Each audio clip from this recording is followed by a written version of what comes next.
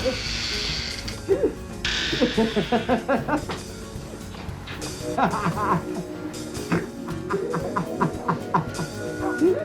اللي بيضحكك كده؟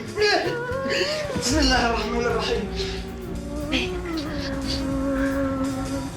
هتعمل ايه هنا؟ من الأفلام العربية المصرية الممنوعة من العرض، واللي رفعت شعار للكبار فقط لكثرة ما يحتويه من مشاهد خارجة وجريئة. الفيلم تم منع عرضه في التلفزيون لكثرة ما يحتويه من مشاهد خارجة وجريئة، وكمان بيناقش قضايا مثيرة جدا وربما تمثل الواقع، زي زوجة بتخون زوجها المسجون، وزوجة بتخون زوجها العزيز جنسيا. ابو سيدك اطلع برا. اطلع برا.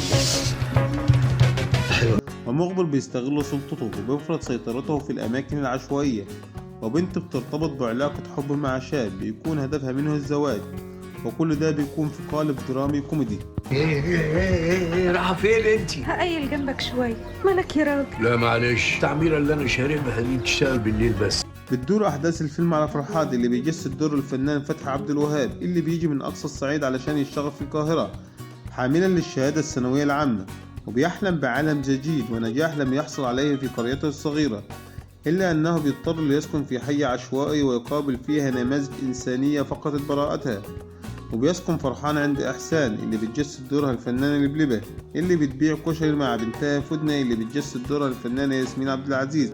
وبترغب فتنة في الزواج من فرحان، ولكنها بتتصارع الأحداث وبتقع بين إحسان وفرحان علاقة غير شرعية، وبكده لا يجوز الزواج له من بنتها. ما يجوز لكيش، الواد لعب عليا وعليك يا حمارة يا بنت الحمير.